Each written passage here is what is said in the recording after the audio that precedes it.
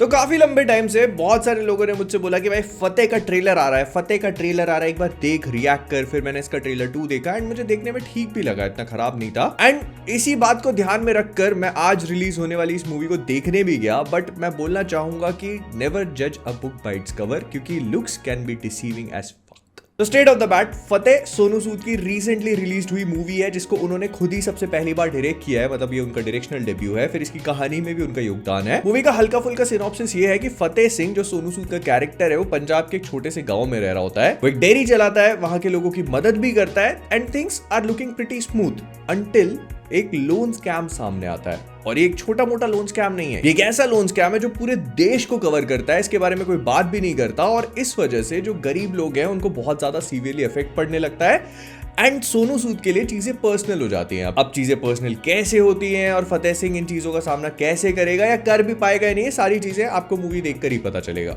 लेकिन जब हम इस मूवी की मार्केटिंग की बात करते हैं, मतलब जब इसके ट्रेलर सामने आते हैं, तो इसमें हमको बहुत सारी चीजें देखने को मिली, जिसमें से सबसे इंपॉर्टेंट पार्ट था इसका एक्शन। मतलब इस मूवी को एक total out and out action movie की तरह मार्केट किया जा रहा था और बहुत सारे लोग इसको जॉन विक के लेवल पे कंपेयर कर रहे थे कि भाई जॉन विक को एक रेफरेंस दी हुई है और जॉन विक के तरीके का एक्शन है, वन शॉट सीक्वेंसेस है और ये सारी चीजें हमको देखने को मिली। लेकिन जिस तरह से इनको मूवी में दिखाया गया है, आई टोटली अंडरस्टैंड कि एफर्ट है वहां पर, मतलब एफर्ट का पूरे मार्क्स 10 on 10। लेकिन जिस तरह से वो निकल के आती है उनका उतना इंपैक्ट फील नहीं होता। जैसे जो थोड़ी बहुत वन शॉट सीक्वेंसेस है या फिर जो भी ऐसे गन वाली सीक्वेंसेस है वो उतनी हैवी नहीं लगती। जैसे फॉर एग्जांपल अगर आप जॉन विक के स्टाइल को देखते हो, मैं कंपेयर नहीं कर रहा, ये मूवी ही आपको कंपेयर करने पे मजबूर कर देगी because of the style that it has been made in. तो अगर आप इसको जॉन विक के स्टाइल से कंपेयर करते हो तो आपको समझ में आता है कि ये उस रूट पे जाने की कोशिश कर रहे थे, लेकिन सारी चीजों का कोई इंपैक्ट नहीं है, बहुत सुपरफिशियल सी फील होती है। ऑल्दो कैमरा वर्क को थोड़ा बहुत अप्रिशिएट करना चाहूंगा मैं, क्योंकि इन लोगों ने ट्रैकिंग शॉट्स दिखा करके वो केओस क्रिएट करने की कोशिश करी है। फिर वो जूम इन करके कैरेक्टर्स के अंदर जाते हैं और बहुत ही स्मार्टली एक ट्रांजिशन मार देते हैं वहां पर जहां पे वन शॉट सीक्वेंस जैसी लगनी चाहिए। लेकिन ना इसके अलावा सब कुछ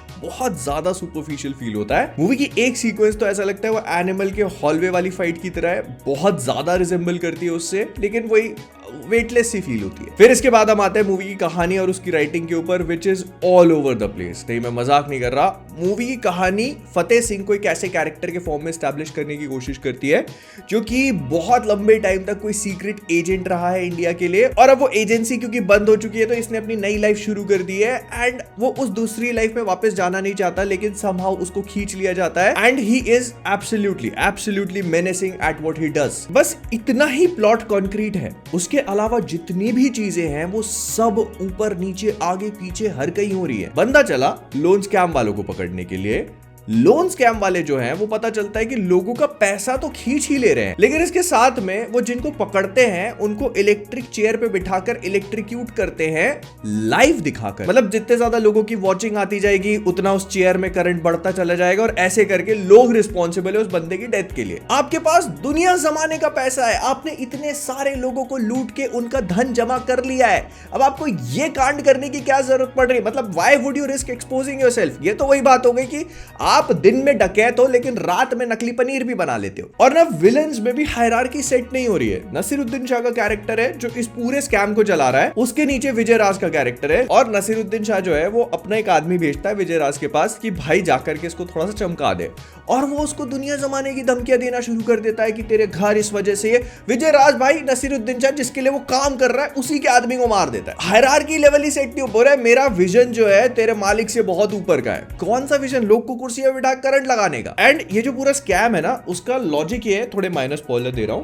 कि वो आपके फोन में लोन का बहाना देके, इंसेंटिव देके एक ऐप इंस्टॉल कराते हैं और उस ऐप के थ्रू आपका पूरा डेटा खींच लेते हैं, फिर आपके कॉन्टैक्ट्स का भी डेटा खींच लेते हैं। तो it is basically a virus. तो इसके बाद जब वो पूरे पैसे लोगों के खींच लेते हैं बैंकिंग डिटेल्स वगैरह के थ्रू, तो कोई पैनिक का माहौल नहीं है। लोग people are more interested in watching the executions, और ना कैरेक्टर्स के साथ में कोई इमोशनल अटैचमेंट नहीं है अपना। जो भी चीज होनी है स्क्रीन पे, किसी की मृत्यु हो गई, किसी की जिंदा बच गए, कुछ फील नहीं होगा आपको। इमोशनली दिखाने की कोशिश करी जाती है, बट बिकॉज उन लोगों के साथ इतना कनेक्शन एस्टैब्लिश्ड ही नहीं है, you don't actually and up caring for them. और हमारी क्या बात करें, मूवी का main character Fateh Singh most of the time उतना ज्यादा एक्सप्रेसिव है ही नहीं। जब वो एक्शन कर रहा है, जब वो इमोशनल है, जब वो खुश हो रहा है, जब वो रोमांस कर रहा है, there is nothing, you feel the same emotions all throughout. Plus वो रोमांस वाला एंगल तो मुझे समझ में ही नहीं आया कहां से आया, किसको कब कैसे प्यार हो जाता है। जैकलीन फर्नांडिस का कैरेक्टर एक हैकर, वो हैकिंग छोड़ के पूरी दुनिया जमाने की बतौलेबाजी कर रही है। सोनू सूद के कैरेक्टर फतेह सिंह को देखते ही उसके ऊपर लार टपकानी जो पूरी गीली पड़ गई। फिर मूवी में बहुत सारी ऐसी चीजें जैसे ट्रांजिशन शॉट्स एब्सेंट है, मतलब ट्रांजिशन देने की कोशिश करी है, मतलब एक स्क्रीन के सामने कुछ ऐसे गुजार देते हैं और फिर अगले स्क्रीन में हम पहुंच जाते हैं। लेकिन इसका सबसे बेस्ट एग्जांपल है कि फतेह सिंह एक 5 स्टार होटल के कमरे में एक बंदे से पता पूछता है कि भाई वो विलन कहां पर है। वो बंदा उसको बता देता है कि ये यहाँ पे है। 5 स्टार होटल के अगले ही सेकंड ये खंडर में पहुंच चुका है। There are no transitions in between, मतलब गाड़ी में बैठ के जाते हुए भी नहीं दिखाया, बस पहुंच गया कैसे वो आप इमेजिन कर लो। और ये मूवी में एक बार नहीं होता, there are multiple instances of this. बहुत सारे कंटिन्यूटी एरर्स है जिसमें आप अपने ऊपर खुद से ही सवाल पूछने लगते हो कि भाई अगर ऐसा करा तो करा क्यों। और एक्शन चलो ठीक है एक तरफ, लेकिन बहुत सारी सीक्वेंसेस ऐसी लगती है जैसे एक फोटोशूट, इनफैक्ट एड चल रहे हैं, अपने जो सीसीटीवी कैमरास होते हैं ना उनकी एक एड मोन्टाज बना के डाल दिया ऐसा लगता है, और एक बार नहीं मल्टीपल टाइम्स। और ना बैकग्राउंड स्कोर मूवी के लिए एक बहुत ही इंपॉर्टेंट पॉइंट हो जाता है जब एक्शन सीक्वेंसेस होती है, जब इमोशनल सीन्स होते हैं। तो इसमें एक्शन सीन्स के पीछे वो ड्यून वाला बैकग्राउंड लगा दिया, हर एक्शन सीक्वेंस के पीछे वो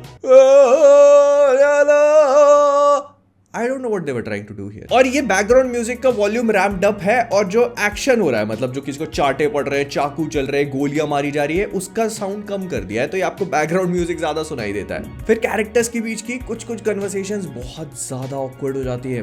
मैं मजाक नहीं कर रहा, दो कैरेक्टर एक दूसरे से बात कर रहे हैं, कैरेक्टर 1 बोलता है कि तुम्हें वो फाइल चाहिए, कैरेक्टर 2 कहता है हाँ चलेगी कोई बात नहीं,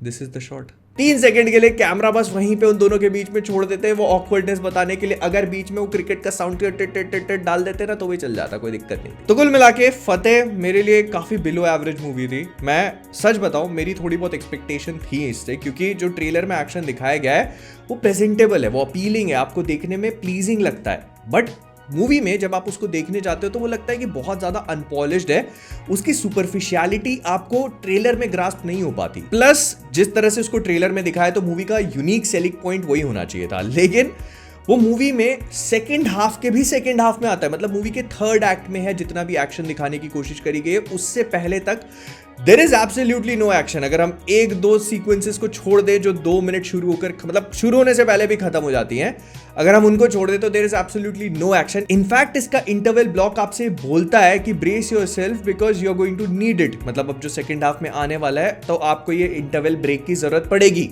Meanwhile, मैं 2 बार सो के उठ चुका हूं, because the movie gets so boring and tiresome. मतलब बीच में आपको ऐसा लगता है कि भाई नींद ही ले लेते हैं यार, वो ज्यादा इंटरेस्टिंग होगी। और मैं मानता हूं कि इन लोगों ने एफर्ट पूरा मारने की कोशिश करी है, क्योंकि वो सीक्वेंसेस में दिखता है कि अलग अलग शॉट्स यूज करे गए हैं, बहुत सारे प्रॉप्स यूज करे गए हैं, क्रिएटिविटी डालने की कोशिश करी है शॉट्स में। बट क्योंकि आपका जो मेन कैरेक्टर फतेह सिंह है वो सॉर्ट ऑफ इनवल्नरेबल है, इनविंसिबल है। अगर जॉन विक भी फाइट कर रहा है तो वो भी पिटेगा, इसी वजह से आपको उसकी वल्नरेबिलिटी फील होती है। लेकिन यहां पर जो मेन कैरेक्टर है उसको चोट नहीं लग रही, ही इज अनटचेबल। और उसको मतलब घाव वाव दिखते हैं, लेकिन मुझे नहीं पता कि वो घाव बने कैसे, किसने मारे हैं। बस इतना पता है कि इसी रीजन की वजह से ये सारी चीजें सुपरफिशियल हो जाती है। तो बस देख क्या रहे हो, वीडियो को लाइक करो, उसी से तो मोटिवेशन मिलता है ऐसी पिक्चरें देखने का।